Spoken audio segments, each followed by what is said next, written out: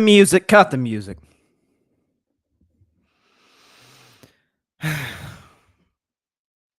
Evening, everybody.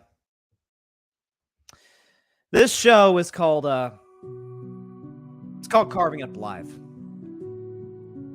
I am the host, Bryson Carver. And this is a tough day for me. I'm a wounded tiger today. Because the 2023 Golden State Warriors, they are no more. As if that isn't bad enough. As if that didn't cause me to have sleepless nights over the weekend. I lost 2 bets simultaneously when that game concluded. 2, not just 1. The first one is those who are watching live. I now have a shaved face. And on my very own show, I feel naked. Feel exposed. I feel vulnerable and just not like myself. That was a bet I lost to my dad, who told me going into these playoffs that the Warriors would not get out of the second round. I had the audacity, so I thought to bet him that would not be the case, and here I sit here today with not a hair on my face. And the second one, far more painful, was made last October when on the NBA, the Carving It Up NBA preview show, I had a guy who's going to be a guest on today's show, Barry Grant Jr. of the All Even Podcast. He'll be stopping by in about 23 minutes. And we bet that if the Golden State Warriors win the championship, he, as a Lakers fan, would have to wear a Warriors jersey on my show. But if anybody, not just the Lakers, if anybody else did, if the field did, then I'd have to wear a Lakers jersey. And here I am today, sporting if you guys could see, a LeBron James jersey back when he wore the number 23 back in the day in Los Angeles. Today is not a good day to be the host of Carving It Up Live. We'll have a lot of basketball to talk. Celtics, Sixers, Game 7. Tatum was unbelievable. Philadelphia collapsed like I knew they would. Monty Williams got fired. That surprised me. Morant acted like an idiot on social media. That didn't surprise me. And I will give my predictions for the conference finals at the end of the show. But this is not going to be a fun one. And Grady says, my man Grady Edwards, Bryson, I didn't know you were a Lakers fan. That is the very reason I'm miserable, Grady. And that is why it is going to take all I can muster to survive today's show. And when Barry stops by at about 6:25 Eastern, I don't know if I'm going to make it, but I will do my best because I love doing this show. And I'm not wrong often. But when I am, I got to take the L. And so with that, I will start with Game 6. Warriors-Lakers. Lakers stopped the Warriors 122-101. In a game in which LeBron James played his best playoff game, you could argue, since the 2020 NBA Finals against the Miami Heat, a series in which he won Finals MVP. That was the last time the Lakers made the finals and won the championship, of course, and honestly, I feel like they're the favorites today. I'll get to more of that later in the show, but this was a game that I said coming in on Friday. Heck, I even said on my show after the Game 4 loss, the Lonnie Walker show. Remember the 15-point quarter by Lonnie Walker to help the Lakers win that Game 4 and take a commanding 3-1 lead? And I predicted almost immediately after that the Golden State Warriors would do the impossible, make the comeback from 3-1, just as they did against the Oklahoma City Thunder back in 2016. Just like LeBron James did to them the very next series in the 2016 NBA Finals. And they won Game 5. I don't think that was a shock to anybody, including Lakers fans. They were supposed to win Game 5. They were at home, home crowd on their side, desperate, role player stepped up, you won. No surprise there. But I said Game 6 would be the tough one. I knew what I was going to get from Steph. And what did he do? He gave you his typical 32 points, 6 rebounds, 5 assists, basically his season averages. And I said the key was going to be guys like Klay Thompson, who scored 8 points on 3 for 19 for the field and 2 for 12 from 3. Safe to say that Game 6 Klay, he was nowhere to be found. He stayed in San Francisco, whereas his doppelganger Klay Thompson, who's been struggling all series aside from Game 2, he showed up to the Crypto.com arena and he didn't play too well. And Draymond Green, who Had a great game 5. I didn't expect to give the great scoring output. He was pretty much cooked the entire night by Anthony Davis, particularly in the offensive glass. I mean, the Lakers got how many second chance opportunities? It was unbelievable. Gary Payton only gave him 4 points. Figured he played better. Andrew Wiggins, I'm not going to be hard on Wiggins today, only 2 for 8, but the kid was playing through a broken rib. Okay, I'm not going to be brutal on Andrew Wiggins today. And Golden State, outside of Steph Curry, had one player score in double figures, and that was Dante DiVincenzo, who gave you 16. Played well. Jordan Poole, as he's been all season long, particularly in the postseason, was garbage. Kevon Looney was worked on the offensive glass, which he isn't. It's not really his brand. That's not usually what happens with him. Jonathan Kuminga barely played. Moses Moody did what he could, but he's only in his second year in the NBA. I think when the game ended, when the game concluded and I had time to reflect, I actually happened to go on a Instagram live with Barry and with my man Ryan Flowers, who's also a Lakers fan, host of Clutch Sports Talk. Did a great show yesterday, by the way, here at the Grid. And after I kind of processed it, couldn't sleep that night, I started thinking, I was like, you know what? This may not have been our year. That's obvious. It's easy to say that now. Season is literally over. But hindsight's 2020, and I've said this for the longest time. I do not believe in asterisks next to championships. I don't believe in it. I don't. To me, it's taking credit away from the unbelievable work, the effort, the game planning by the coaching staff, all the things that go into play to you being a championship level team. It takes credit away because the reality is there's not a single champion in the history of sports, even the all-time great teams, that haven't gotten just a little lucky. And there's nothing wrong with that. Lucky is a part of sports. When people say, oh, this team got lucky because this guy got injured, it's like, well, it's sports. That happens. Like, I'm not taking credit away from one team just because a guy went down or there was a bad call by the official or a player made a gaffe during a game like Chris Webber 30 years ago. Like that's just part of sports. And a big thing that I've said is things got to go your way to win a championship. And looking back, not a whole lot went Golden State's way, the way it did last year. Number one, the preseason incident, the punch. Punch heard around the world, leaked by TMZ, and was a topic of conversation seemingly all season long between Draymond Green and Jordan Poole. Hurt the team chemistry in the locker room. Those who took Draymond's side, those who took Poole's side, those who didn't know who to choose. Hurt team chemistry in the locker room. The Warriors got off to an 0-5 road start. I was actually there for one of those games in Charlotte. The Hornets, who were awful this year. The Pistons, the very next night, by the way, who were awful this year. They lost to both of those teams. They even lost to Orlando, who was competitive but never a playoff threat. Got off to a rough start. The second thing, Steph Curry suffered 2 major injuries. One against the Indiana Pacers on, I forgot the day, I know it was mid-December. He reached in to try and steal the ball, and a guy driving the basket pulled his shoulder and missed basically a month. And you saw he had that compression sleeve on his shoulder and his arm the rest of the season. And the second time, he injured his knee on, I think it was February 4th, if I'm not mistaken, against the Dallas Mavericks, missed another month. So that's your best player, and might be the best player in the world, missing 2 whole months. Not been able to build continuity with the team, missing time. And there's plenty of games the Warriors could have easily won had Steph in the lineup. He wasn't there. The third thing, the Andrew Wiggins situation. Now, I want to be very clear. I am not criticizing Andrew Wiggins for taking time away from the team. As a matter of fact, when he was away from the team for 2 months, I ripped those who acted as if, oh, Andrew Wiggins, he's just, his heart's not in basketball. I said, BS. Andrew Wiggins is always available. Like, for him to be gone this long, something had to be wrong. And we ended up finding out what the situation was. It was a health issue in the family. His absence was more than justified. Absolutely. Family over basketball. But he was gone for 2 months. And outside of a few playoff games here and there, never really found his rhythm. Even before the rib injury, which he suffered in Game 5, never really built a level of consistency, wasn't as aggressive as he was last postseason, and wasn't quite as good defensively.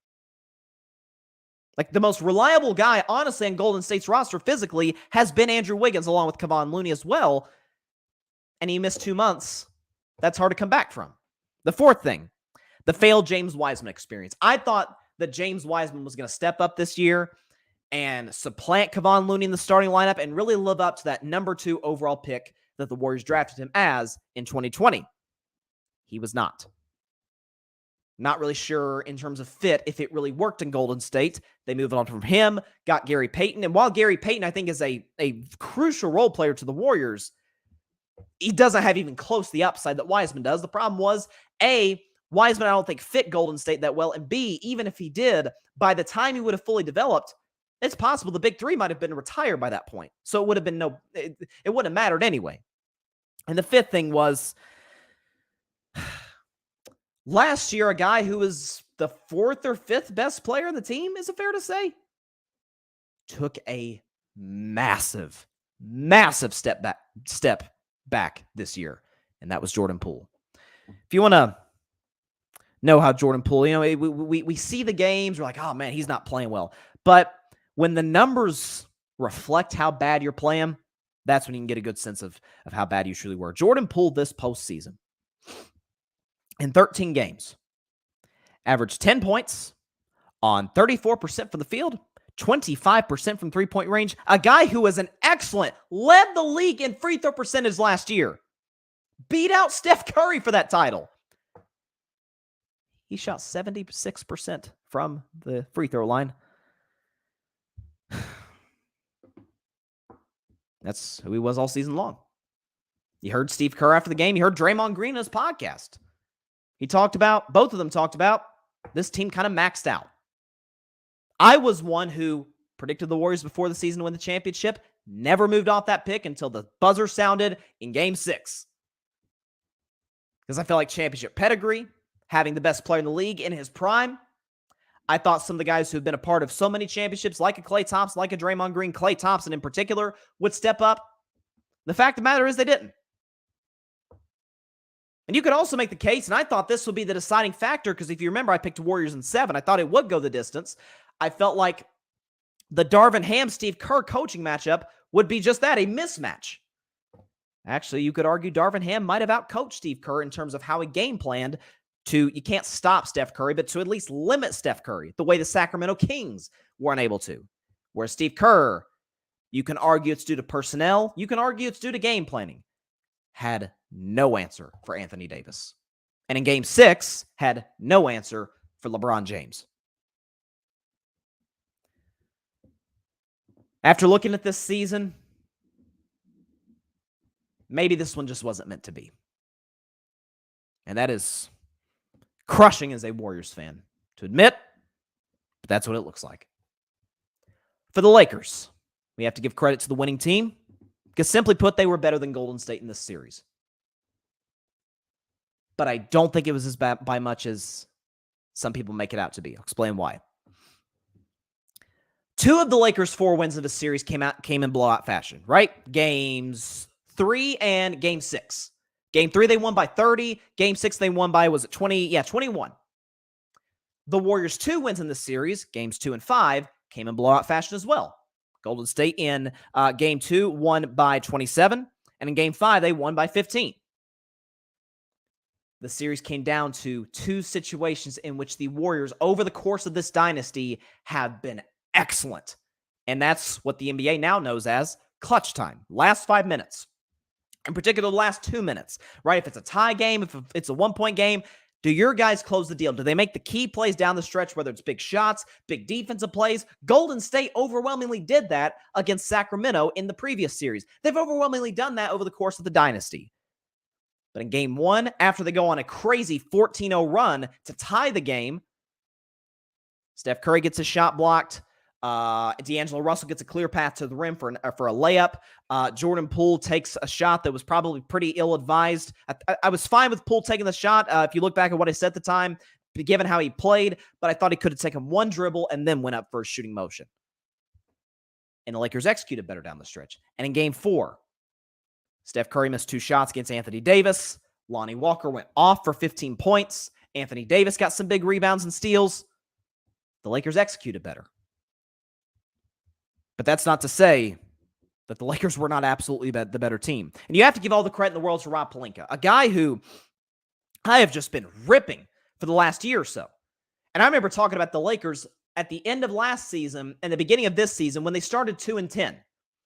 Is I said that for LA, for Rob Pelinka in particular, you have a LeBron James who, while he's not still in his prime, I feel so validated today saying that he's one of the 5 best players in the world. And there was this notion, he's maybe not.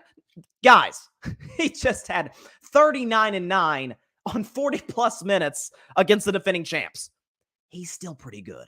And he's still, I don't care what anybody says, the best player in the Lakers. I know what I'm getting from LeBron on a night-to-night basis. Anthony Davis, while he played great in this series, and he was not coin flip Davis, you kind of hold your breath physically and in terms of consistency. But this was an organization that outside of 1 year, 2019-20, 1 year was a championship contender with, in my view, the greatest player of all time.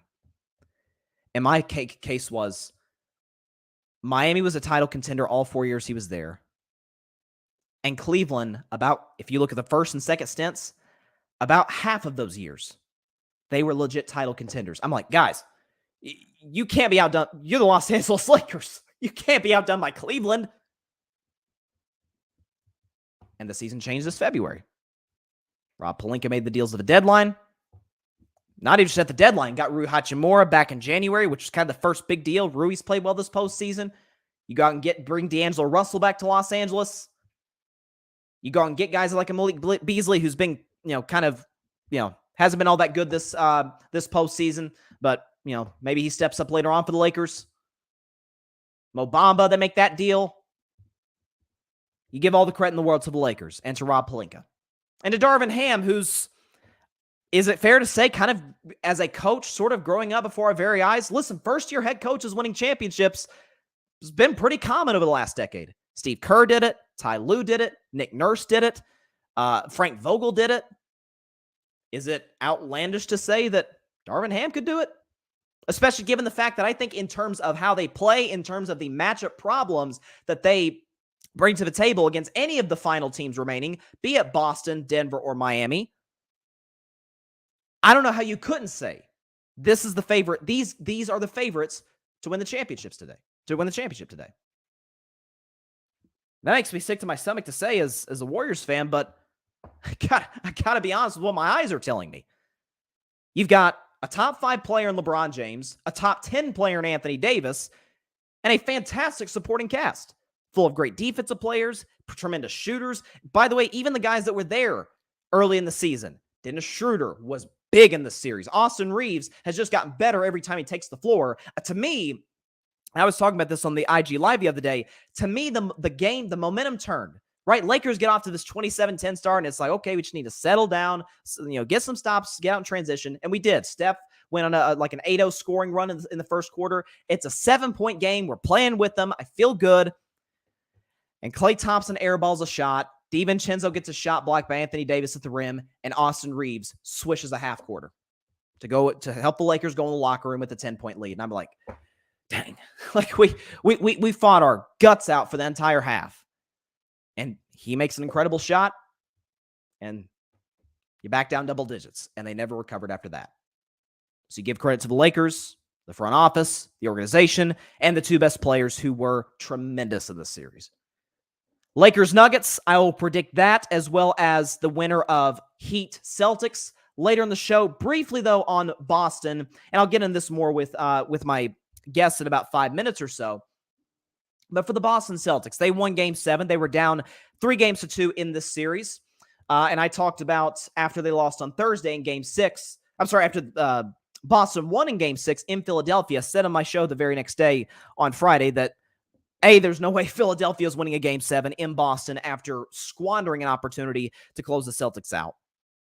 Given the fact that Jason Tatum missed 13 of his first 14 shots, you're at home. Role players, as we all know, play way better at home than away from home, away from the Wells Fargo Center in the case of the Sixers, and you weren't able to come through. You squandered the opportunity. And Jason Tatum made you pay for that. Steph Curry couldn't have the only 50-point game in Game 7 for 2 weeks.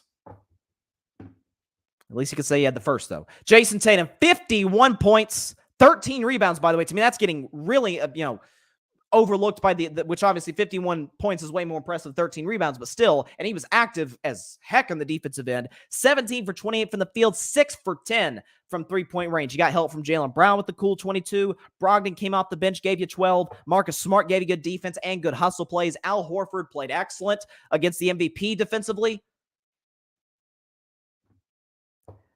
To me, the outcome of this series was by far the least shocking of these playoffs. I'm talking first round included. This is who Boston is, typically, since Jason Tatum has kind of moved into his prime. And this is who Philadelphia is. Everything that I said about the Sixers, why I was worried about them, shocker, came to fruition. Joel Embiid's health. He was hurt for game 1. Came back, I thought, too soon for game 2, and the Sixers got the doors blown off them. And by the way, we need to start putting that giving that same energy to Joel Embiid playing bad in a game 7 as we would for a LeBron James, for a Steph Curry, for a Kevin Durant. James Harden. We can just now add this to the list of playoff shortcomings. 2015. I don't hold against them that Houston lost to Golden State, but you're at a game 5 on the road, close on opportunity at Oracle Arena, and James Harden breaks the playoff record for turnovers. Game 6, 2017. Second round against the San Antonio Spurs. You are at home. The Spurs do not have Tony Parker. They do not have Kawhi Leonard. They go into your building and beat you by 40. And you shot, I forgot, was it like 2 for 10 or something? 2 for 12? He was awful. And I thought that year Harden arguably could have been the MVP. 2018. Up 3-2. You say, well, there's no Chris Paul. Well, Harden won the MVP that year. Aren't you supposed to get it done? You got a 17-point lead in game 6, squander that. A 15-point halftime lead in game 7 on your home floor. And you are the catalyst of a team that missed 27 straight three-pointers. 2019, down 3-2. Game 6 at home. The Golden State Warriors with no bench now have no Kevin Durant, who got hurt in that previous game 5. You lose a game in which Steph Curry was scoreless at the half. 2021, came back too early off of a hamstring injury, was awful in game 7 against the Milwaukee Bucks, leaving Kevin Durant out to dry. 2022, last year, game 6 at home, Miami Heat. Collapsed. I'd go so far as to say quit. And now this year, game 6 in your home building. Chance to close Boston out. Go to the Sixers' first Eastern Conference Finals in 20 years. James Harden, 4 for 16, 0 for 6 from 3, 13 points. And in Game 7, folks, the man looks like he had more interest in going to Houston than he did in playing a Game 7. 3 for 11, 1 for 5 from 3. He failed to score in double figures with 9 points than you and I had. 9 more points than you and I had, rather. And Doc Rivers. This is now the 7th time he has blown a 3-2 or 3-1 lead in a playoff series. While I respect Doc as a man, there has not been a coach in the history of the NBA that has gotten more of a leash off of a championship that happened 15 years ago. Like 2008, that was a long time ago. Blown through one lead with the Clippers, blown multiple 3-2 leads blown with the Clippers, blown 3-2 lead against the Celtics this year. Philadelphia is going to have to retool their roster in a major way. James Harden's likely gone to Houston. I'd be stunned if Doc Rivers keeps his job. And for Joel Embiid, again, for a guy that just won the MVP, I thought deservedly so. It's about time we start giving that same energy. If any of the truly, I'm talking all-time greats, had a Game 7 like Joel Embiid in which he scored 15 points on 5 for 18 from the field, only as a 7'2 big man, 8 rebounds. If any of those guys played that way in Game 7, by essentially for him, year 7, a healthy year 7, still failing to get to the conference finals and having plenty of opportunities to do so. This is now the 3rd Game 7 that Joel Embiid has lost with an opportunity to advance to the conference finals. And in all of them, he played below his standard. I think he's got to evolve the way he plays. He's very iso ball, kind of stationary, isn't in the paint as much as you would like if you're a Philadelphia fan. This is going to be a very interesting offseason for the Sixers. Harden's likely gone. I'd say Doc is likely gone. And for Joel Embiid, you're going to have to retool your game, bro. It's not looking good for Philadelphia. For Boston, I feel like these guys are probably the favorites to get out of the East today. Tatum is one of the 3 or 4 best players left in the playoffs at this point. Jaylen Brown, All-NBA player, deep bench, and Joe Mazzulla is doing a good job in this postseason. Now, they've got a heck of a matchup in terms of the coaching matchup between the kid Mazzulla and the vet, the future Hall of Famer, Eric Spoelstra. That's going to be a fun series. Rematch of last year and a rematch of 2020, which the Lakers-Nuggets is also a rematch from 2020, showing and validating what I said, that the bubble was not a fluke. We have got to stop with the asterisks when the bubble happens. Get to the comments before I get to Barry. Let's see what we got. Grady, the third Splash brother drowned in a pool somewhere. Oh, I see. I like what you did there. I like what you did. That's nice, Grady. That's nice. He says, Golden State got too comfy, but you guys will be back. Just need to retool. Just because you came up short doesn't mean the sky is falling. Just need to refocus and come back stronger next year. I totally agree, and I'll sort of address this stupid notion that's already circulating in the media that the dynasty is over. I mean, we really got to do this again? I'll talk about that later on today's show. He says, can you guys bring Jordan Poole and Draymond back together if you can convince Poole to be Eric Gordon or Lou Williams? Grady, I don't think Poole would take to playing that role awful kindly. Because first of all, Gordon is more of a spot-up shooter. He used to be more of a short shooter, of a pure scorer. Now he's more of just a spot-up shooter. Lou Williams, I think, is a better comparison. Jordan Poole thinks he's the dude, thinks he helped build this dynasty. I don't think that's going to work at all. But you cannot bring Poole and Draymond back next year. To me, you bring Draymond back, you see what you can get for Poole. Lakers weren't that much better, but they were better. The Warriors were just Rocky Balboa in Rocky 3. Distracted, and clearly this team wasn't together. So there you go. I'm with you. Okay, so I have a debt to pay. I'm paying it right now as we speak about the shaved beard and the Lakers jersey. Now it's time for the gloating to start. I did it in 2022, just 11 months ago on Wednesday, June 17th, 2022. Got to gloat in this man's face who thought the dynasty was over and thought Golden State's run was over. And now it is time for him to return the favor. Joining Carving It Up Live is a lifelong Lakers fan, the host of the All Even podcast, the co-founder of the Grid Network, and frequent guest on Carving It Up Live. He needs no introduction. He is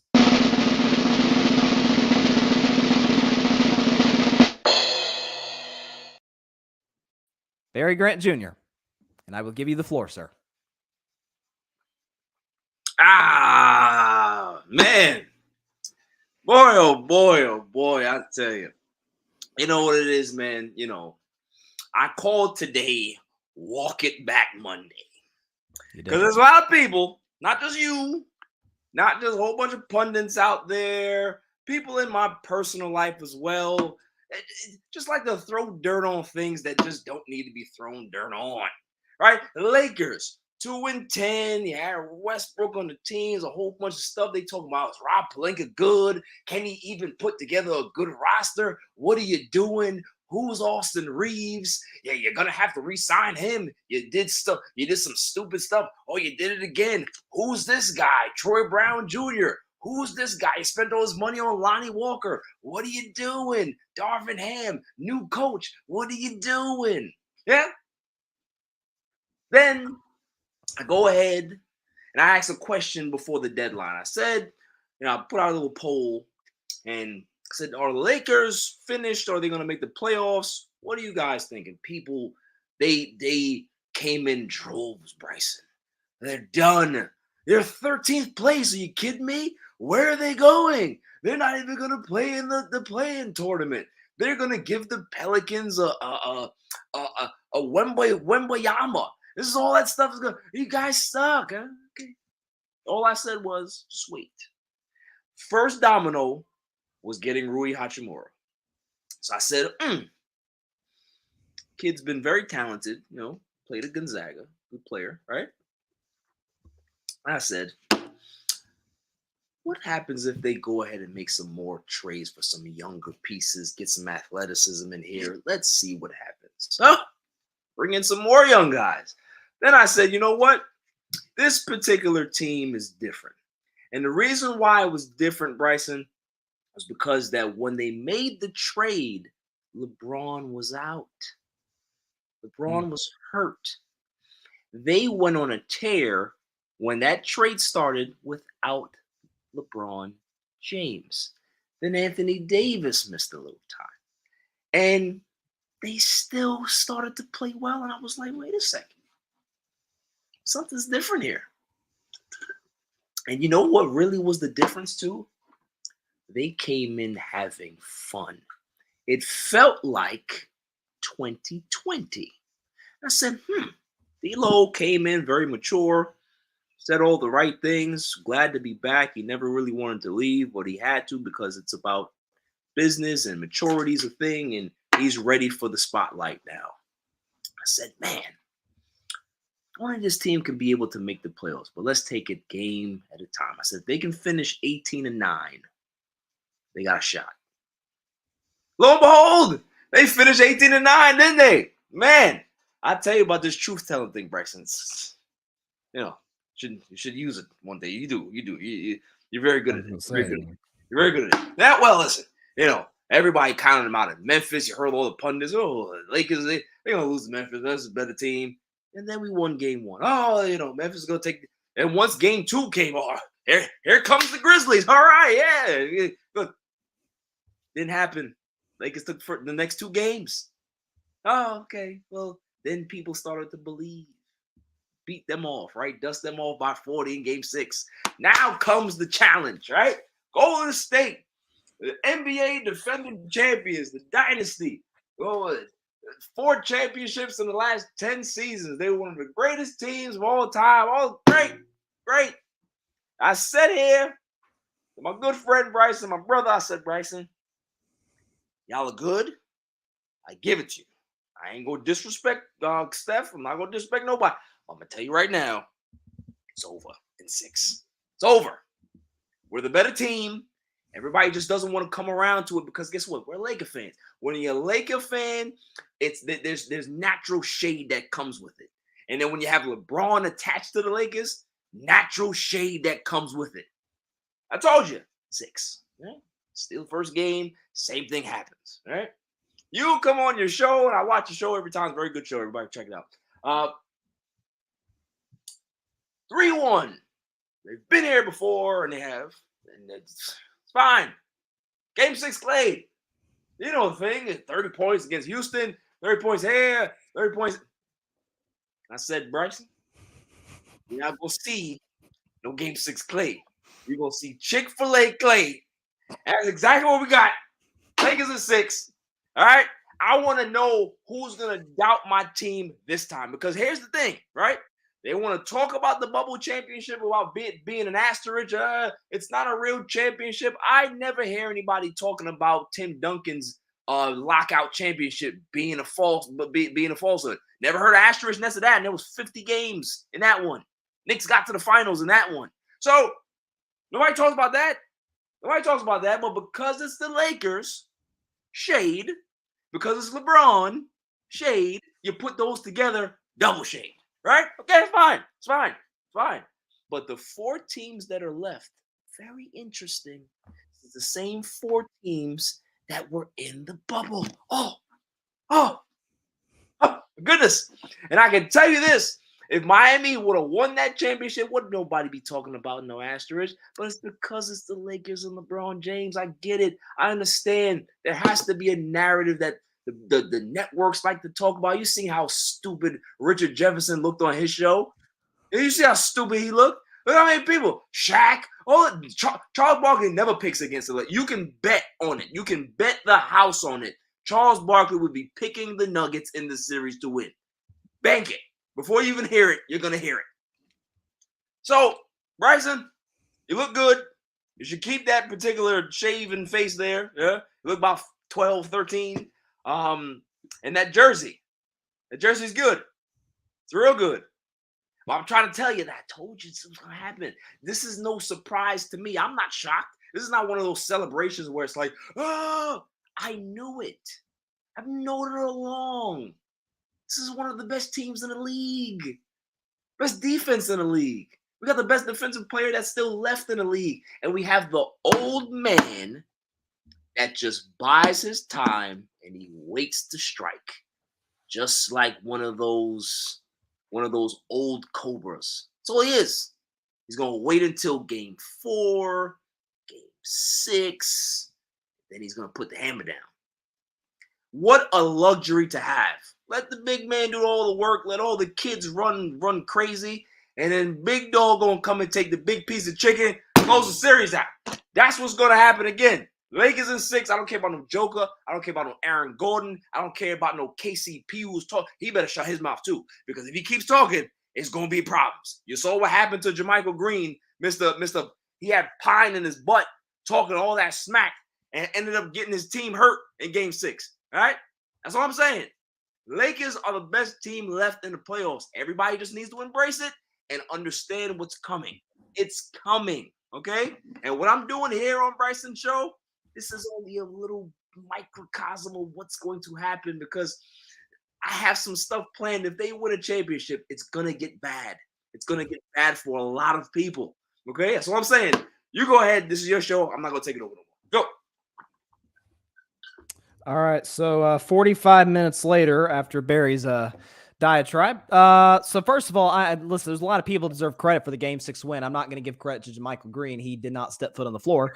But you know, that's we're not going to act like this is like Dylan Brooks, the Pope Bears comment. I'm just saying. But King Cap, you never do that. I think Braun was going to kill Golden State anyway.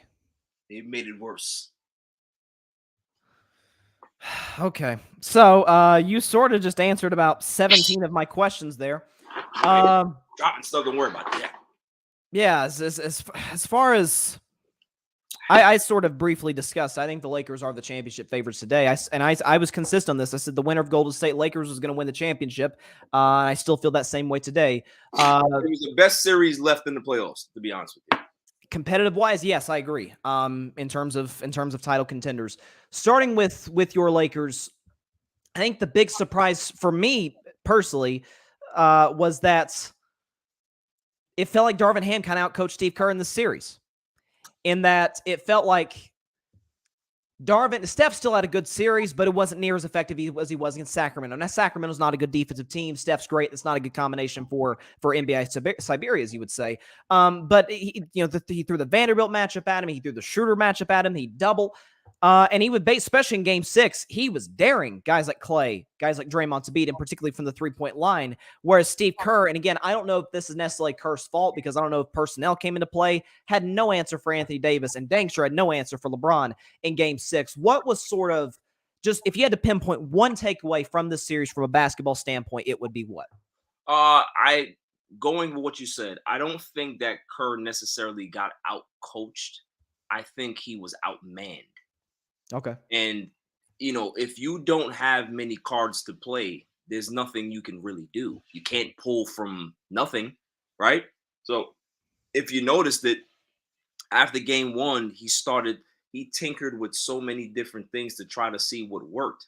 He was trying his best. I mean, if there's one thing that anybody can say at this point is that Steve Kerr was really trying to find something.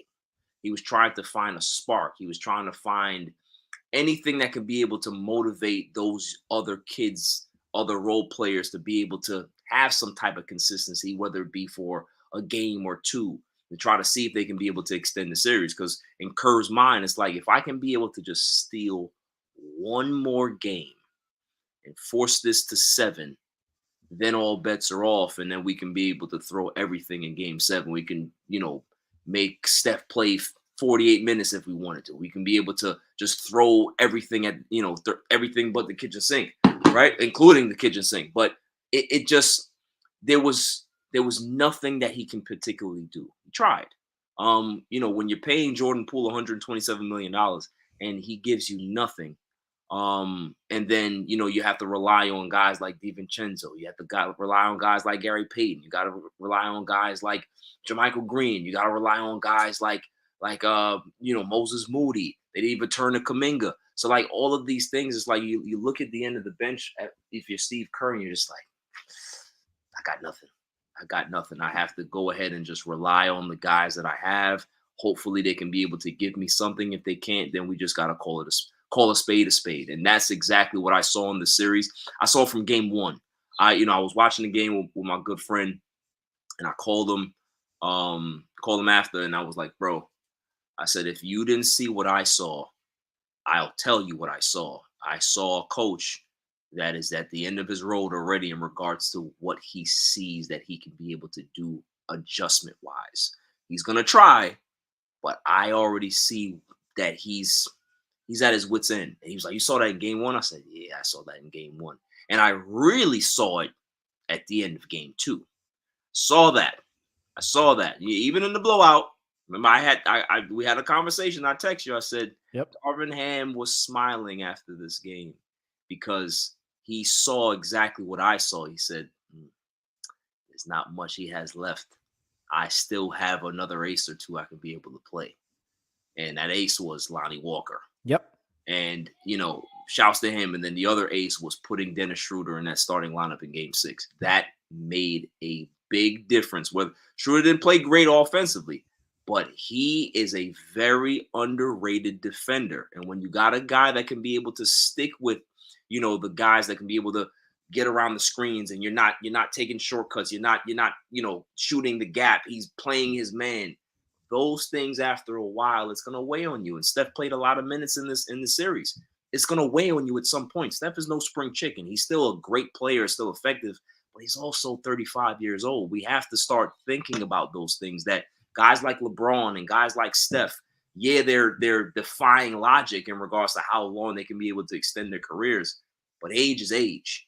And, at some point, Steph is going to he's going to slow down a bit. That jump shot won't, but he will.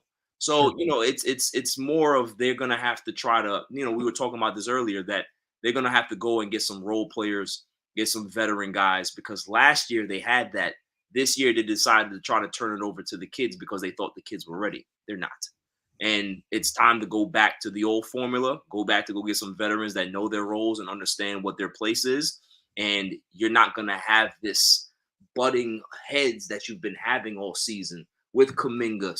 He's not happy with his minutes. Moody, I haven't heard anything about him, but, with Jordan Poole, it just did not feel right from the jump.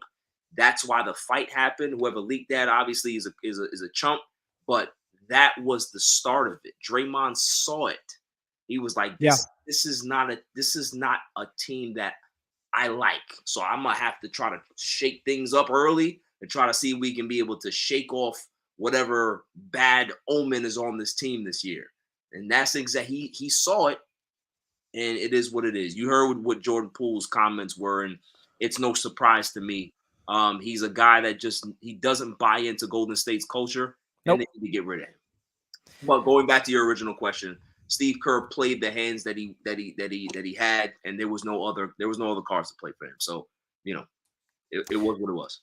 Well, that's why I kind of threw in the whole notion about, hey, was it just a personnel problem? Because there's no question the Lakers were the far deeper team in this series. Obviously, we knew they were the much better defensive team. I just felt like in terms of the adjustments Steve Kerr was able to make, but you make a good point. He probably just didn't have – he was way more limited in what he could do than he has been in previous series. I mean, think about Sacramento last series. A couple of games, he brought Draymond off the bench. Exactly. And it sort of brought a new change in terms of a tempo, in terms of how the Kings could game plan around that. I don't think. Listen, if they keep Draymond, obviously we're getting off topic, but if they keep Draymond, I don't think that's a bad role for him. I swear to you, I was going to propose that today because I know there was a report about potentially Golden State could look at like a Pascal Siakam in Toronto, which could fit. So you could have Steph, Clay, Siakam, Wiggins, whoever your big man is, maybe Looney, and Draymond come off the bench. Right. He could play the Andre Iguodala role, obviously less athletic, but that's kind of what Iguodala was for most of the first part of the dynasty. So I think it would be a very interesting dynamic and wrinkle for this team, because obviously he doesn't have to start the game, but he can always finish the game. Of course. So it'll be if they keep him, I think that's something that they're going to be open to, and him as well. And I thought we talked on IG Live after the game was over, and I said it felt like the writing was on the wall that Draymond was going to be gone with the extensions to Wiggins and Poole, with what had happened in the preseason. But hearing on Draymond's podcast, hearing Steve Kerr and some of the Warriors players, it seemed like it's almost inevitable that Draymond's going to be back, which, for me as a Warriors fan is great news.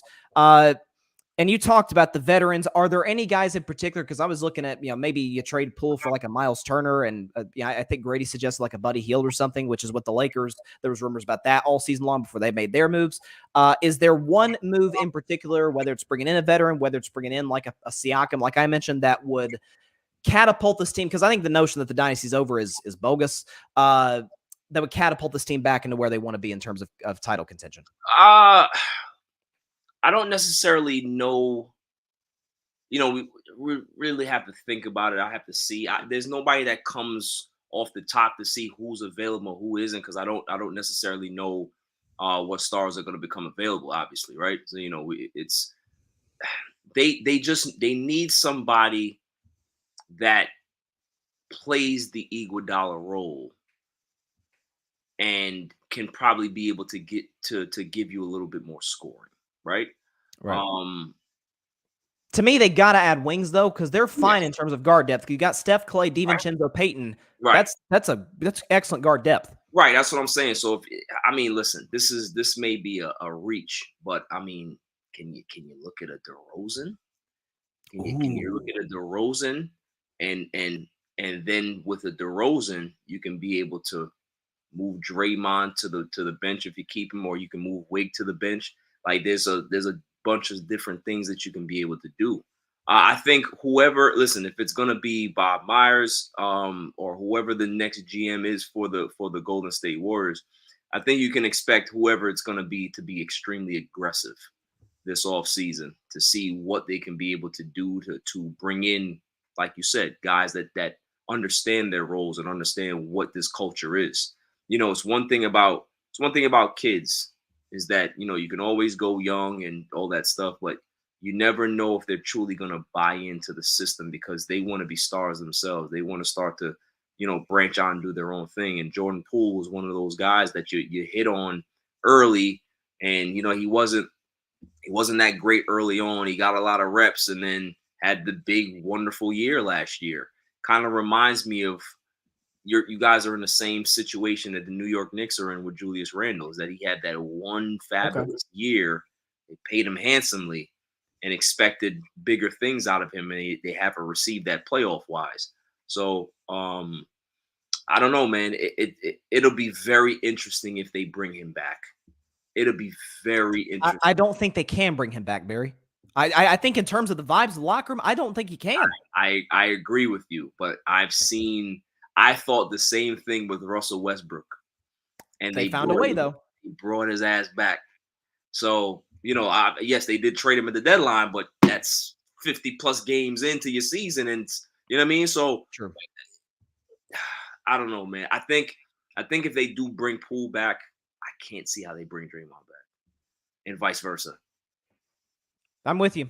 Yeah. But you sort of hit on it. Priority number one, bring Bob Myers back. Like that. Yeah. That has to be at the top of the list. He's. If he wants to, right? Like if he wants to, yeah. Because that's the thing. He may end up taking a hiatus from basketball altogether. It's not necessarily like he may leave Golden State and go somewhere else. He may just kind of take a step away. I don't know, but we'll see. Because I don't see any reason why they wouldn't be able to find a way to get him back, unless in his mind he's like, we have done all we can do here, right? Like we've had a ton of success and he wants a new challenge. That's the only way that I see that can't work, was that he's just like, listen, let somebody else take it, because I would like a new challenge. I want to see what I could be able to do and build up another team if possible. So, we'll see. It's going to be, listen, I've said it even before the series against the Lakers. You guys lose, it's going to be an extremely interesting summer for the team. Like, I really don't know where you guys go with the new CBA. Which I hate, by the way. Yeah, with the new CBA rules and the luxury tax stuff and the cap holes. Like, it's going to be very interesting to see where management and where the front office goes and how far they want to push it. Because if you push it too much, you're not going to be able to have that taxpayers, exemption there. So there's a lot of teams that are going to be in that situation, but at the top of the list, it's the Clippers and it's Golden State. So, it's going to be very interesting. I mean, could we bring Kevin Durant back? I mean, I'm just throwing that out there. You never know. I mean, listen, listen, I'm not putting anything by anybody because that man Phoenix is falling apart right now. he has no loyalty to anyone. So if it works, go ahead. I'm with you. Let's see. We got a couple comments here from my man Philip. He says, now hang on, Barry. Don't look over the Nuggets. It's going to be a very tough series with Jokic and playoff Murray, not to mention the Nuggets bench, and winning at their home is going to be tough. He says, so why do you have the Lakers in 6? What is the difference between them and the Nuggets to put them over the edge in 6? First off, Philly cheese. That's my man right there. Yeah, listen, Jokic is a great player, right? But there's one thing that Jokic doesn't want to do. Play defense. Yeah. And Anthony Davis, it's going to be a battle, right? It's going to be a battle. But here's the difference in all the other series so far that the Lakers have not experienced, and they are salivating to play Denver. You're going to have LeBron James with Jokic in a high pick and roll. What do you think is going to happen? That's what Golden State did last year. Exactly. When you do that, you're now going to allow other people to collapse and try to help. And you're going to give the Lakers open opportunities. And these role players have shown the ability to step up to the plate. I'm not saying that it's going to be an easy series. I'm just telling you that the Lakers are better. They are. They just are. Like, Jokic is one thing. Aaron Gordon, you taking Aaron Gordon over Braun? No. Are you taking KCP over Austin Reeves? No. Are you taking the bench over the Lakers bench? No.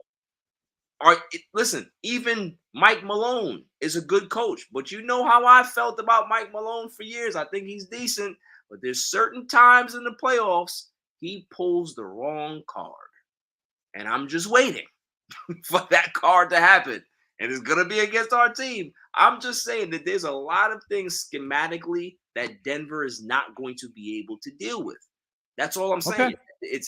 It's not a matter of like Denver's not good. It's just the fact that Lakers are just better. That's all it is.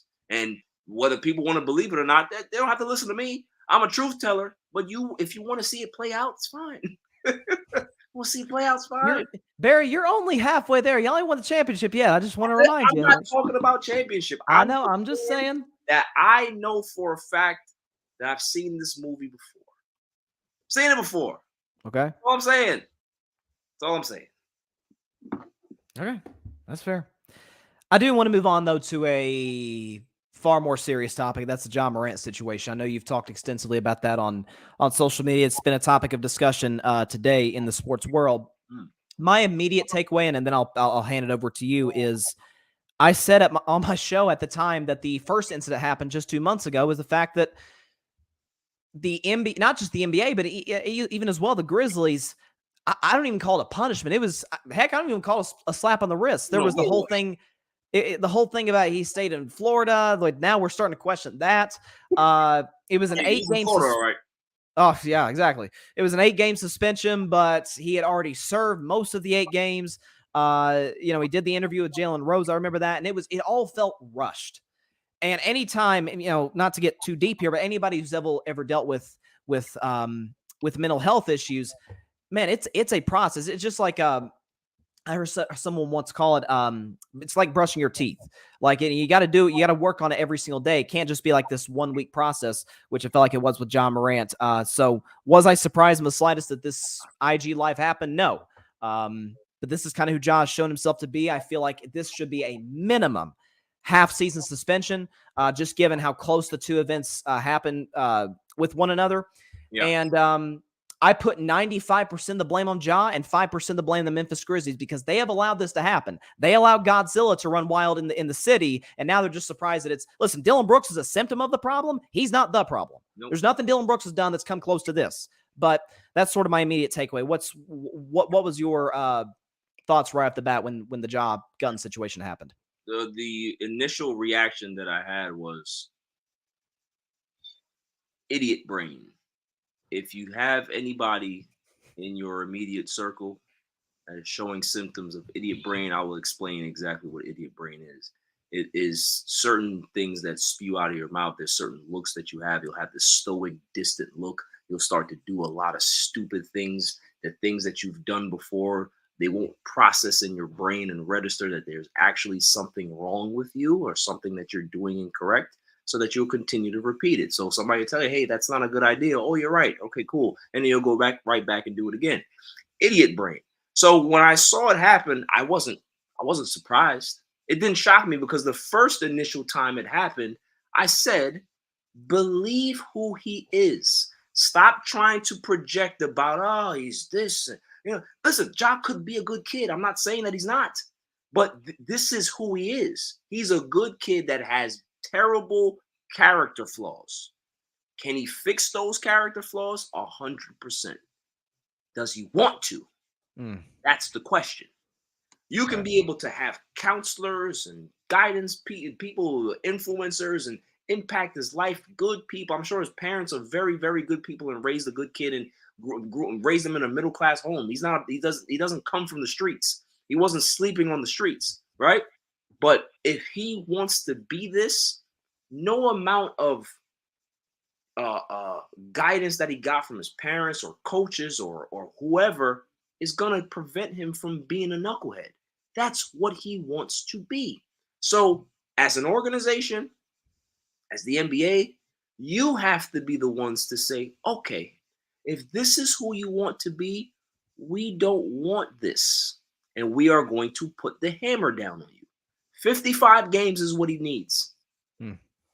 See, the thing is, there's a lot of people, and I have a lot of people in my life as well that this happens to, right? Where, you want the best for them. You want them to do well. You want them to get on the right track and not be a screw up. But some people have to learn the hard way. Those people, he's 23 years old. 23 years old. Sometimes you have to learn the hard way. If you get it taken away from you, then and only then will you understand the importance of what you're actually doing. But they didn't try to take it away from him. They gave him a slap on the wrist, just like you said. This time, it needs to be different.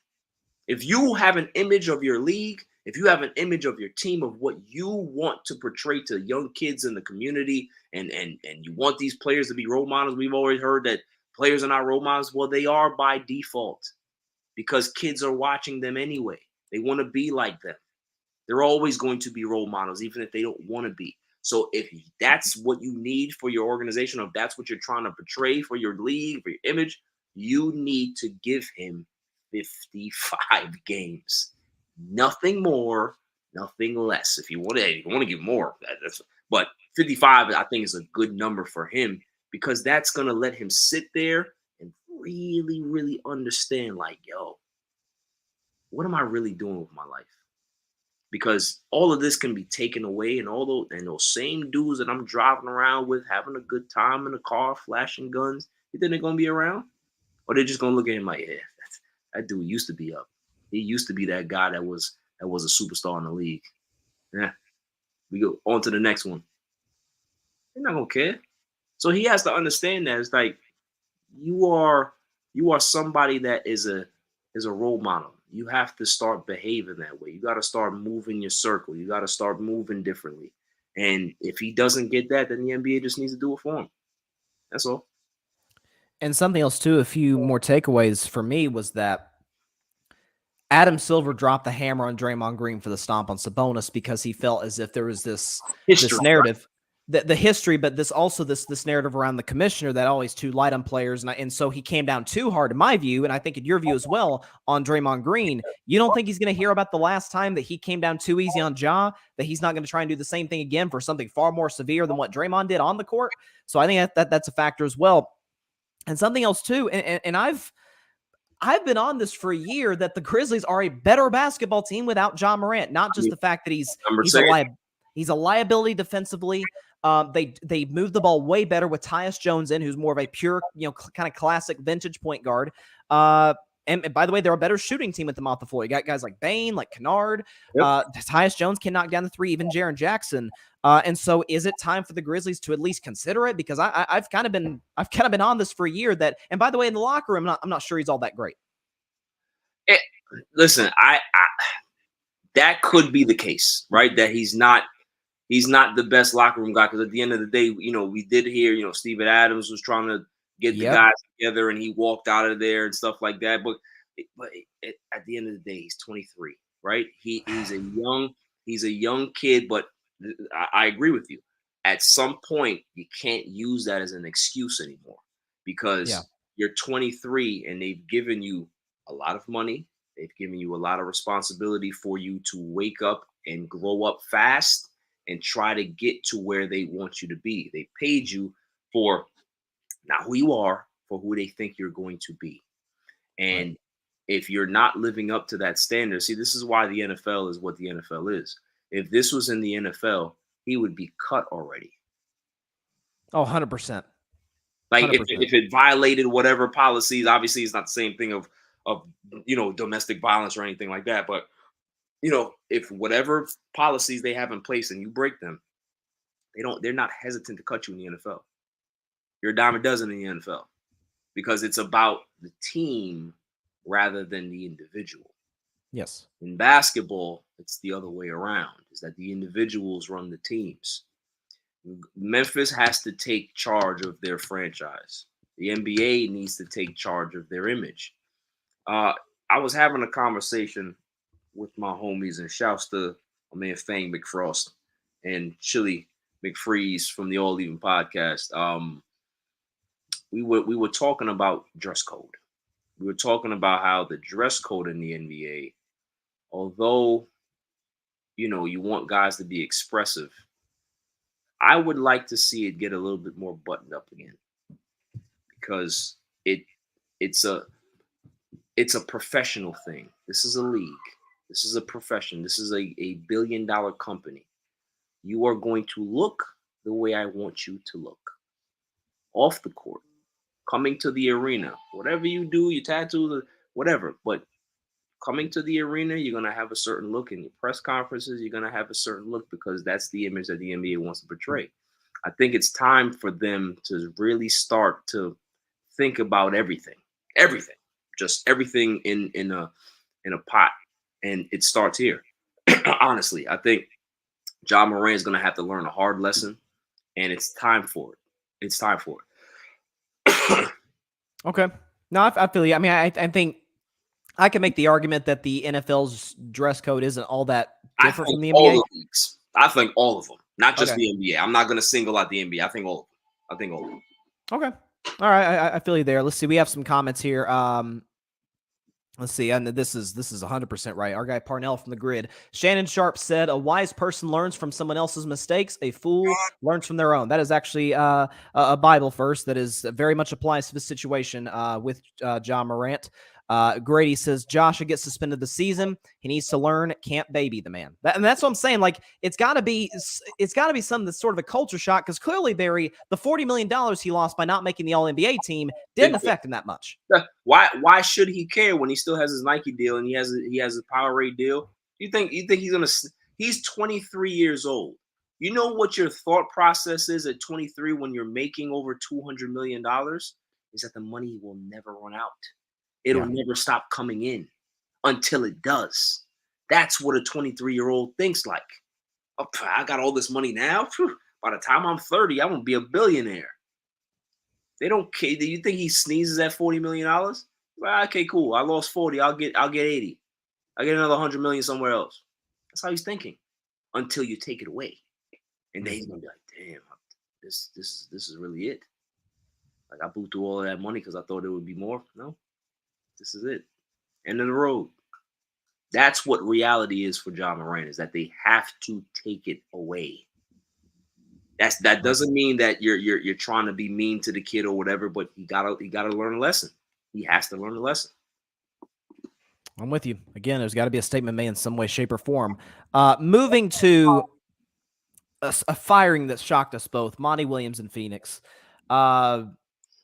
Phoenix, to me, has way more institutional issues than hang on. Phoenix, to me, has more institutional issues in terms of the situation with the coach. I'm sorry, with the owner, the no owner, Matt Ishbia, with sort of the two stars, Kevin Durant, Devin Booker, sort of being all that the team has, not having any depth. And Monty Williams felt like he was sort of that only stabilizing force, Right. building a culture to an organization that was in the dumpster for a decade. Yeah. And to sort of single him out, and listen, does he deserve blame for the series? Absolutely. To be down 30 and back-to-back closeout games is inexcusable and falls back on the coach in some way, shape, or form. But and we don't know what the future is of DeAndre Ayton, but to move on from Monty Williams before you do Ayton is really confusing to me. You know what it is, man. It's always somebody has to fall on the sword, right? And the thing is, they have new management now, so it's always going to be the excuses that they want to hire their guy. They want to make sure that they have their principles, their ideologies in place, and all of that stuff. And Monty Williams was always going to be the scapegoat. He's a great coach.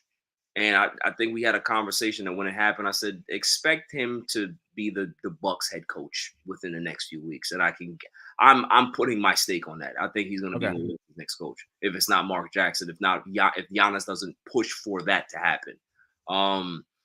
But yeah, it's I don't know what they really expected Monty Williams to do with a depleted team, with a point guard that can't stay healthy to save his life in regards to basketball.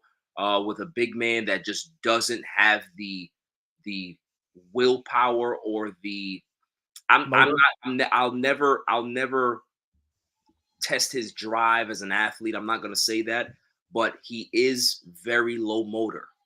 And when you have a low motor big man like that looks like he's very disinterested at times, that is very frustrating for a coach that wants to make sure that he's getting the most out of his players. And as a coach, when you see a kid like that is falling by the wayside in regards to motivation, you feel like a failure.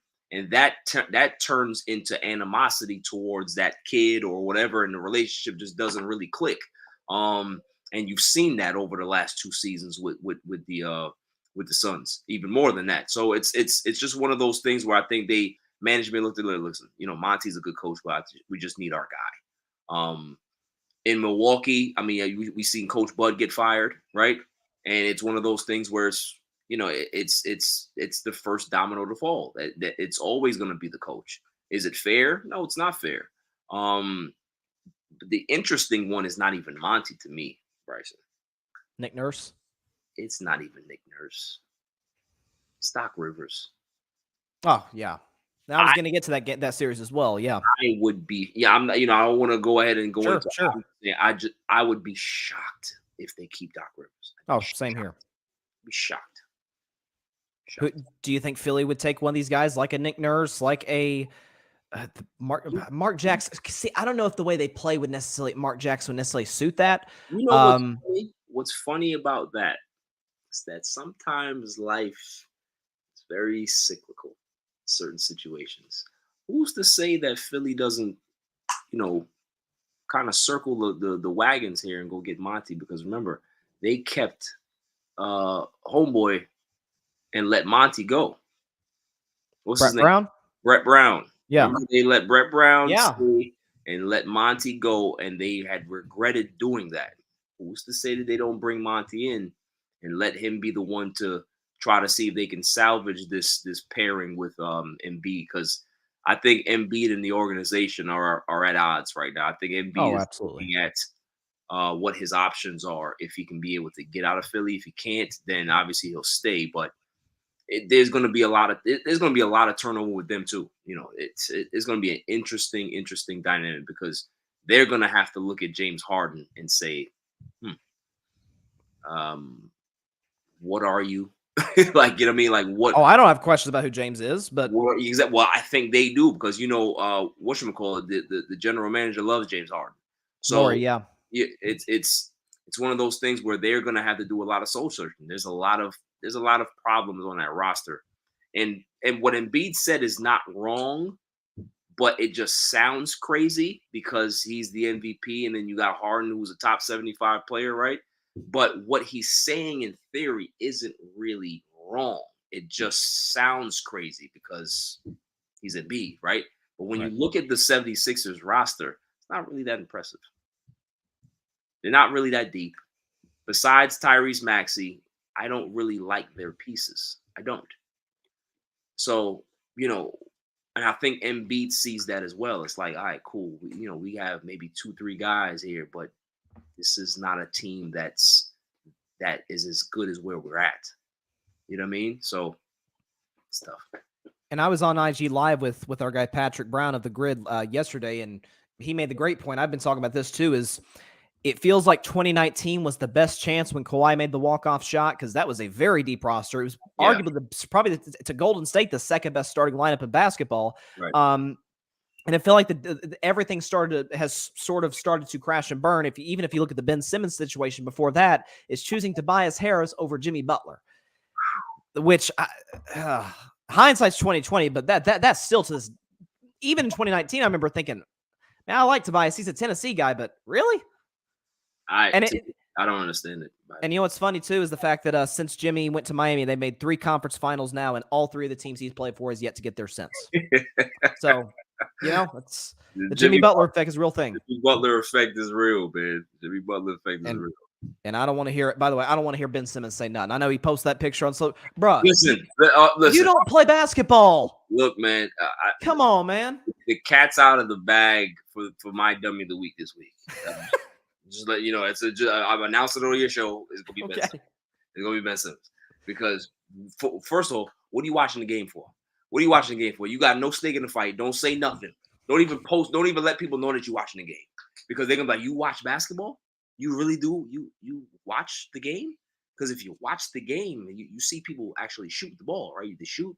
They look interested. Mm-hmm. So if you're watching, you must take something away from watching the game. I'm just saying. Yeah, I'll tell you, he's got to be my least favorite athlete in all sports. I'm not even kidding. I cannot stand Ben Simmons. I can't call him an athlete. He doesn't play enough. That's true. That's true. You're right. You're right. You're right. Is there, sort of briefly, and I'll let you get out of here, on the Boston Miami series. Again, I'll predict that at the end of today's show.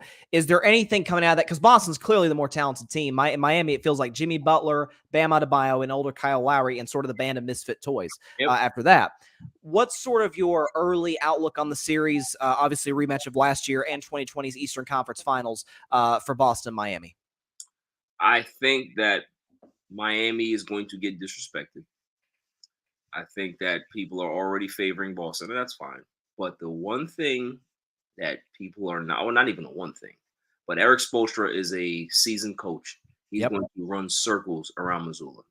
He's going to run laps around him. Jimmy Butler, you're going to get the best out of him.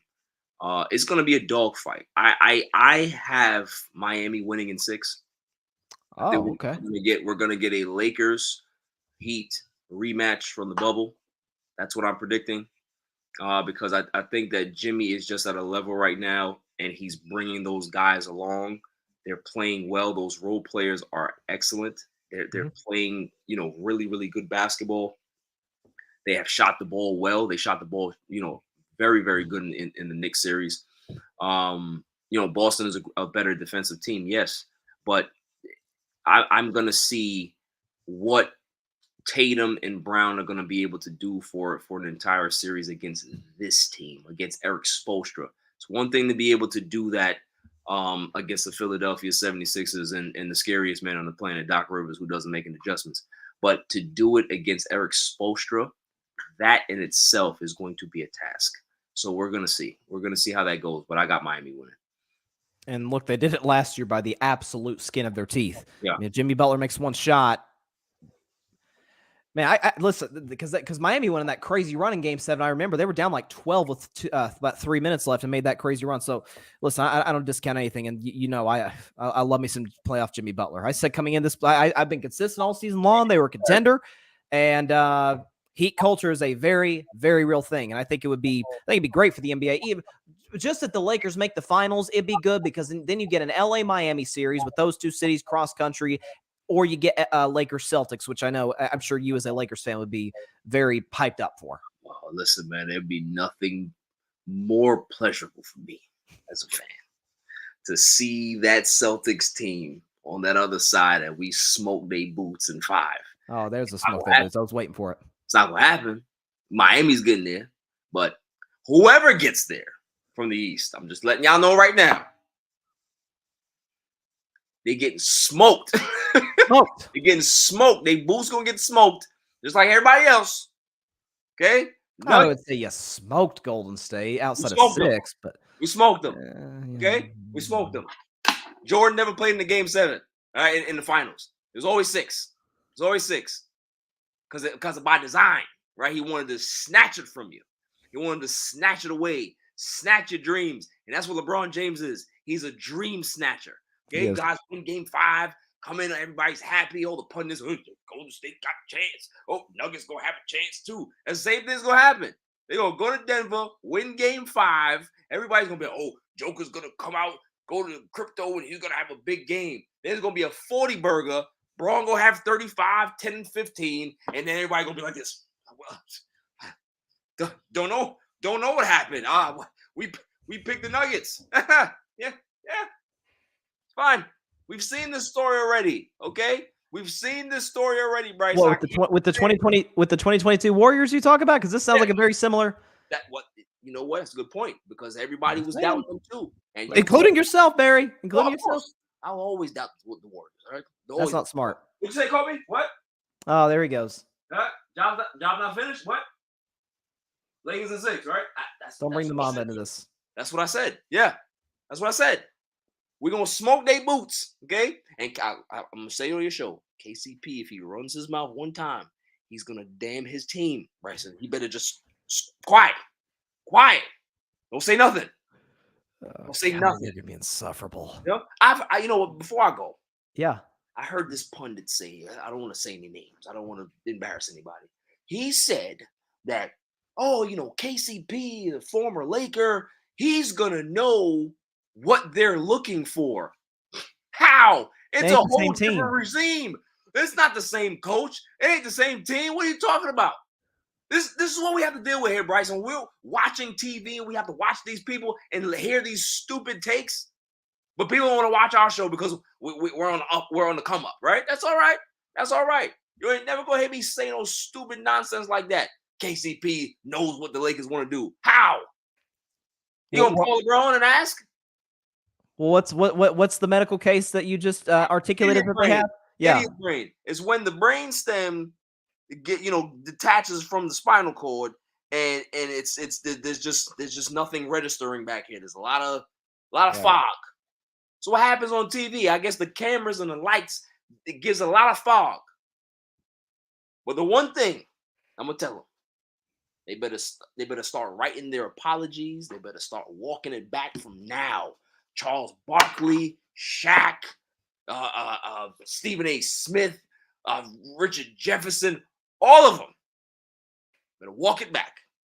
Because when the Lakers is raising that trophy, I am going to have I'm telling you, I don't know awful, dude. Show I'm gonna have, but I may end up doing 7 shows that week, and it's gonna be the same topic on every show. Every show, maybe I'll have a show for every pundit that doubted the Lakers. I like that.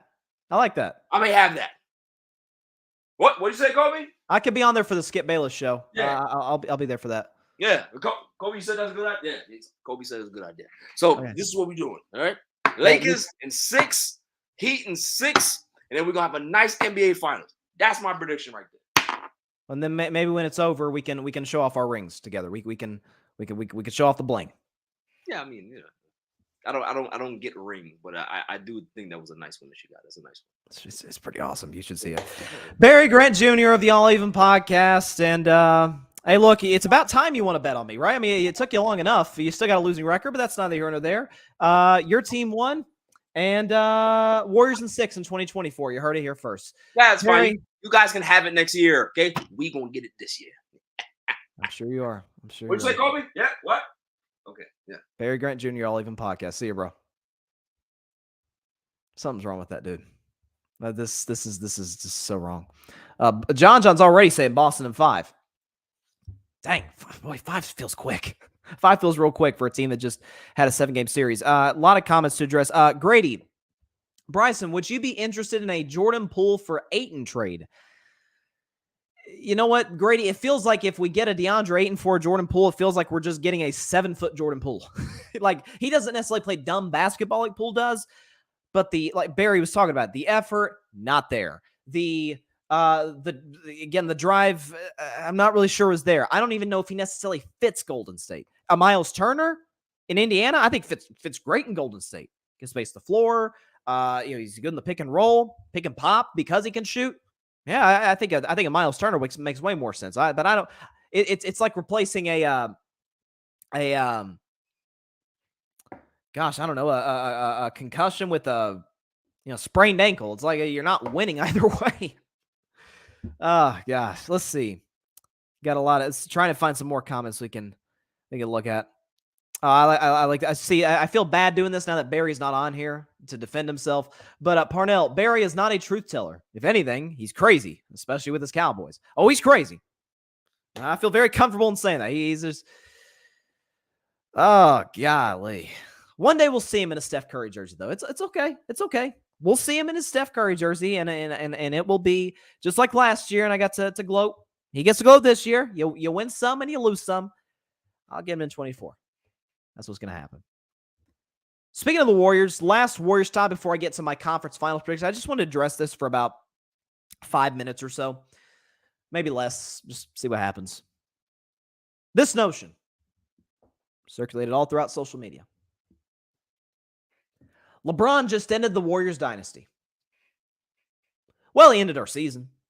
I mean, that's undeniable. He is, in my view, again, the greatest player of all time. And at age 38, scored 30 points, grabbed 9 boards, dished out 9 assists, and played out excellent defense all night. 10 for 14 for the field. It was a classic LeBron James closeout performance. And he's still yet to blow a 3-1 lead, as I incorrectly predicted in the middle of the series. The Lakers outplayed the Warriors. I still maintain to a certain degree, Darvin Ham might have just slightly, you can blame this on personnel, outcoached Steve Kerr. They ended our season. The notion they ended the dynasty is hilarious.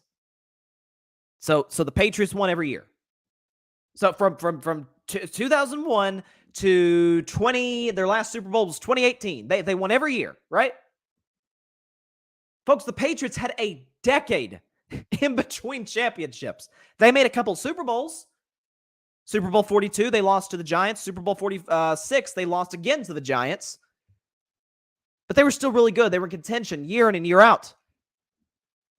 This was a down season for the Warriors. I don't think that's arguable. You come off a championship and you only win 44 games the next year. You deal with some of the internal stuff. A down year for the Warriors. Steph's 2 major injuries. The Wiggins absence. Jordan Poole taking a massive step down or step back in terms of his development, in terms of his productivity.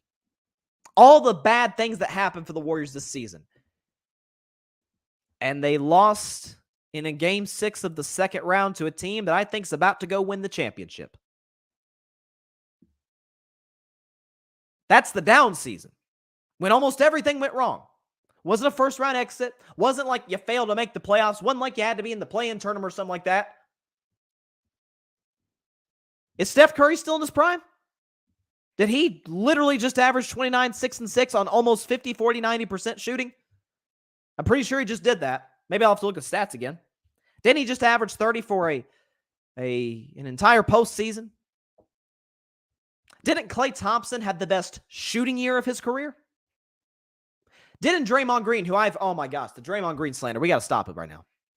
I'll tell you, Draymond's getting older. His skills are receding. So much so, he was second team all defense. Again. Kevon Looney just had his best season as a pro. And was a lock, at least when he was in the starting lineup, to grab 15 rebounds a night. Dante DiVincenzo had arguably his best season as a pro. Andrew Wiggins in the last full season he had was an all-star and was the second best player on a championship team last year. They still have Steve Kerr, who I maintain is one of the best coaches in the NBA. They play in a Western Conference, which is topsy-turvy all over the place. I feel that the Lakers are the best team, and Denver's, screw that. I think Golden State's the second best team in the West, but we didn't get a chance to face Denver because the Lakers beat us because they're the best team in the West. But who do you trust more? You trust Memphis with all the organizational turmoil they're going through there? Yeah, do you trust Sacramento, who, while they're coming, make no mistake about it, they play literally no defense? You trust Minnesota? Really? How about the Clippers? Yeah, we still wait for this Clippers experiment to play itself out and get past the Western Conference Finals one time. Oklahoma City, which is still a bunch of kids, they're coming as well. I think they're going to make the playoffs next year if they're healthy, but they are still babies in the NBA. We trust all of these teams. If you want to say the Lakers, I got no issue with that. They just beat us. Denver, I'd be a little more weary on, but I wouldn't. It wouldn't cost me sleep. You know, if someone said, "Oh, Denver today's better than Golden State." Who else out west scares you next year with a Warriors team that is going to be retooled? Because it has to be. Because to me, if you run this team back, your ceiling is the Western Conference Finals. You move on from Jordan Poole. Again, Barry brought up, the Russell Westbrook thing. Folks, if Russell Westbrook on that contract can be traded, anything's possible in terms of moving deals. Golden State can move on from Poole, bring Draymond Green back in a long-term extension. You get a healthy Andrew Wiggins. Again, Klay Thompson just came off one of the best regular seasons of his career. Steph is still Steph. He ain't the best player in the world, which I believe he is. He's no lower than 2. The sky's the limit for Golden State this offseason. So this notion of the dynasty is, it's over. It's done. But didn't we just literally do this? From 2019 to 22, right? We weren't even healthy in 2020. Dynasty's over. It's easy to say that when the 4 best players from the team before aren't there or aren't healthy. 2021, dynasty's over. Yeah, it's easy to say that when the bench is awful and there's no Klay Thompson. But last year, give Steph just a few pieces to go with Klay and Draymond, and all of a sudden, they were the NBA champions. Go back to the veteran route. Get some guys who have been there and done that.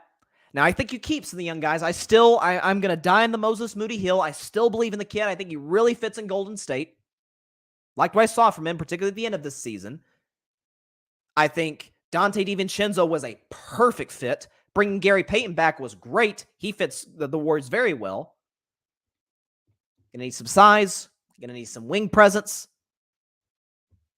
And all of a sudden, the Golden State Warriors will be back in the NBA Finals next year, winning the 2024 championship. Just some little retooling in the roster and some good vibes in the locker room. There wasn't that all season. You move on from Jordan Poole, all of a sudden you got it back. It's as simple as that. Warriors dynasty over. Get out of here with that. Come on, man. Let's see. Interesting. Man, Barry was right. The Miami disrespect is coming. Grady, Miami feels like the only team with no shot to win the title. I have a hard time saying a team that gets the Eastern Conference Finals has no shot.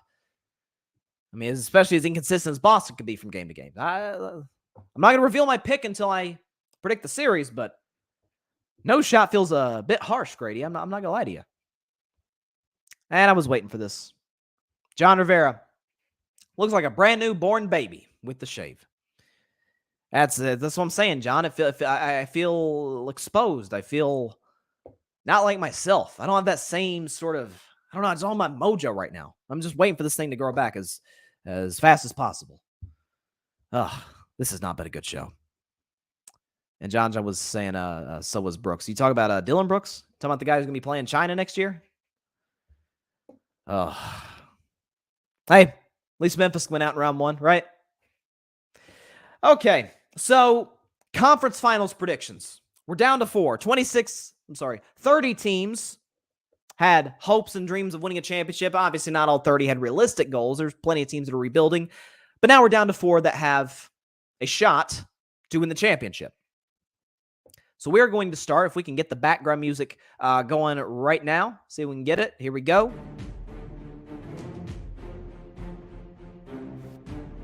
All right. We're going to start with the first series tomorrow in Denver, Colorado. The Western Conference Finals between, and this makes me want to puke in my mouth, the Los Angeles Lakers, the 7th seed, against the Denver Nuggets, the 1 seed.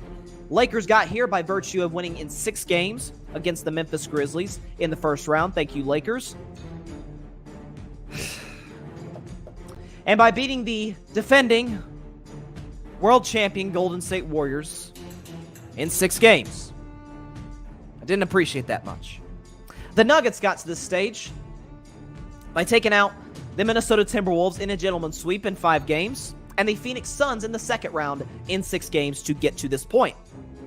Now, game 1, just right off the bat, Denver's a 6-point favorite. I think the Nuggets are going to win game 1. They got more rest of the Lakers. The altitude, I think, is going to be a bit of adjustment for the Lakers in game 1. I think Denver wins probably by 8 to 10 points. So they take an early 1-0 lead.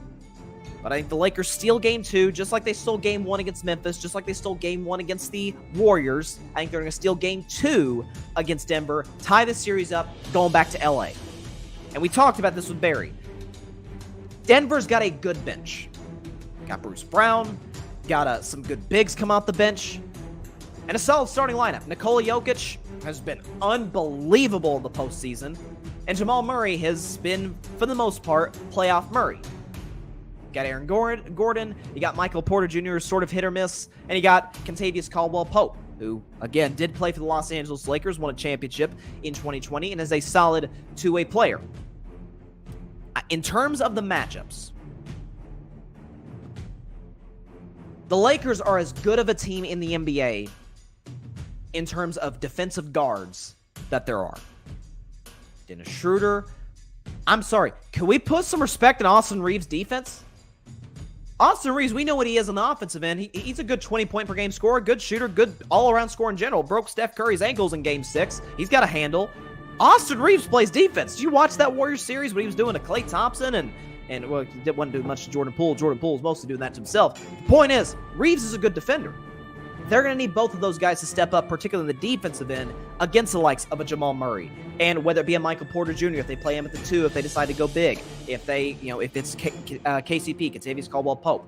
Those 2 guys, to me, defensively, Rui Hachimura as well, not a guard, more of a wing player, has got to step up on the defensive end against the likes of Aaron Gordon and Michael Porter Jr. Now, those are 2 different players. MPJ is more of the shooter. Gordon's more of the slasher type of guy. And again, the coaching matchup is fascinating. Again, Darvin Ham just went toe-to-toe with Steve Kerr. Now he's got Michael Malone, who I think it's fair to say is not the caliber of a coach that Kerr is. To me, the Lakers go into LA, and they take games 3 and 4. They've been undefeated in the playoffs. Matter of fact, both teams are undefeated in the playoffs coming into the series. Denver keeps that going in game 1. Lakers in that game 2. They take 3 and 4 at home, just like they did against Memphis and Golden State. Denver responds, wins game 5, and I do have the Los Angeles Lakers closing it out in game 6. They win and advance to the NBA Finals in 2023 in 6 games against the Nuggets. Both teams, I've said since about the All-Star break, I bought into both as contenders. Well, of course, I bought in the Nuggets as contenders out of the All-Star break. For the Lakers, I did not. About a month after that, though, I'm like, okay, there's something different about this team. There's something that works here, and we saw that and how it's played itself out at the end of the regular season and into the postseason. LA, something I did not think I'd be saying back in October, your Lakers are going to be playing in the NBA Finals. And you will not see this jersey back out again. I just want that on the record. The second series. The 8th seed, the Miami Heat. The 2 seed, Boston Celtics. A rematch of not only the 2020 Eastern Conference Finals, but last year's Eastern Conference Finals. Right off the bat, at home, the Celtics, big favorites at home, -8. Here's what I'm looking at for this series. And by the way, Miami beat, gentlemen swept, the 1 seed Bucks, and they took the New York Knicks out in 6 in the second round to get to this point. The Celtics beat the Atlanta Hawks in 6 games in the first round, a series that lasted way longer than it should have, and beat the Philadelphia 76ers in 7 games yesterday to advance to the ECF. The coaching matchup is the most lopsided of the entire playoffs. Joe Mazzulla, who I'm starting to kind of like as time goes on. I like the adjustment he made. He put Robert Williams in the starting lineup of Game 6, took Derek White out. That was a huge adjustment for Philly. Williams played excellent. Both ends of the floor, gave you about 10 points and great rim protection. He's one of the better rim protectors in the entire league. You think about a Boston team that's Jason Tatum is absolutely inserting himself potentially into that top 5 players in the world conversation. He's got to lead his team to finals and maybe win a championship. If not, play well in the finals, which he did not do last year. Again, I think a lot of credit there goes to Golden State. Jaylen Brown's going to have to step up. They certainly have the deeper bench. They're the better defensive team than the Miami Heat are. But at least in these playoffs, the Heat have the best player in this series, and they have the best coach in this series, Jimmy Butler, Eric Spoelstra. They also have a slew of veterans, which the Celtics do as well, a slew of veterans who've been there, done that. Kyle Lowry, Kevin Love, heck, even on the bench, the OG himself, Udonis Haslem. Been there, done that. This baby's going the distance, I'm telling you right now. There's going to be this could be the most topsy-turvy, back-and-forth, tug-of-war series. We'll have all playoffs long, just like it was last year, right? Miami took game 1 at home. Celtics blew them out in game 2. Miami beat Boston game 3. Celtics blew them out in game 4 and 5. The Heat shocked all of us by winning game 6. And by the skin of their teeth, thanks to a Jimmy Butler missed 3, the Celtics won game 7 to advance to the finals last year. This thing is going 7. It's going to Boston. Jimmy will be Jimmy. I'm predicting a 45-piece. And similar to last year, nobody will step up, and it will be more of a team effort for Boston. Give it 23, 24 from Tatum. About, let's say, Jaylen Brown's leading scorer, 27 for Brown. Al Horford pitching is 12 to 15, and good defense on Bam Adebayo. Robert Williams will step up. Marcus Smart, the whole bit. I'm going to take the Boston Celtics to win in 7 games over the Miami Heat, who have had a fantastic run. Would I be shocked if Miami wins? No, that's why I have it going 7 games. If the Celtics win this series, they will advance to the NBA Finals, which means we will get a Lakers-Celtics Finals. Feels almost sort of meant to be at this point, but that's what I got. Lakers win the West in 6, Celtics win the East in 7.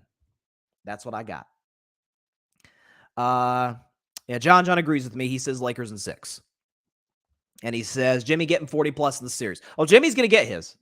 That's how if there's anything we've learned from these NBA playoffs, is that Jimmy Butler's going to get buckets. That's what he does. They don't call him Jimmy Buckets for no reason. They don't call him Playoff Jimmy for no reason. Very exciting series. No basketball tonight, unfortunately. It's so weird. Saturday and then today, no basketball whatsoever. After just the first round was nuts and all these crazy series in the second round. But we're going to have basketball every other day, right? For the next at least week and a half. I'm here for it. Lakers Celtics NBA Finals. You heard it here first. All right, that is all the time we have for today's show. Appreciate everybody stopping by as always.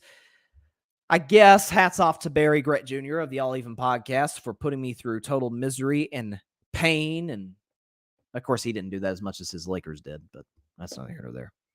Check out Barry's show, by the way, All Even Podcast. It's pretty good here at the Grid, as well as our other content creators in the Grid. But again, be sure to catch Carving It Up live on Thursday at 6 p.m. Eastern, 3 p.m. Pacific time on Twitter, as well as the Carving It Up YouTube channel and the Grid's YouTube channel. And be sure to like, share, comment, and take 2 seconds out of your day. Hit that big red subscribe button because it helps the channel grow exponentially. And be sure, as I previously mentioned, to go subscribe to the Grid Network. That is GRYD, the Grid Podcast Network, anywhere you get your podcast, Apple Podcasts, Spotify, iHeartRadio, Google Podcasts, wherever and whenever you get, or however, rather, that you get your podcast is where you can find the Grid Network, as well as, of course, on YouTube and all of our social media. We're all over the place. It's the Grid. We dare to be different. Step into the Grid, as we say. I'm going to try and recover. I'm going to take this stench, off of my back, this Lakers jersey. Listen, you know I love LeBron James, but man, this is just sickening. I can't today. I'll see you on Thursday. Have a great week, everybody. Again, happy Mother's Day, belated Mother's Day to my amazing mom, to all the mothers out there. We love you. We appreciate you. And we do not take you guys or you women for granted. So hats off to everybody, all the wonderful mothers out there day after Mother's Day. Have a great week, everybody. Please continue to stay safe out there. Please be sure to take care of your physical as well as your mental health. And please be sure to call your local state senators and representatives to demand change for the problem in America known as gun violence. We've got to put a stop to it very, very soon. Do our part in the voting polls and using our voice for our local leaders. See you on Thursday. Hopefully I'll be in a better mood by then. God bless you all. And peace out. I'm going to throw up in my mouth. Thanks so much for watching the show on YouTube. Be sure to click that big red subscribe button and go check out the other clips and full shows of Carving It Up Live. Have a blessed day.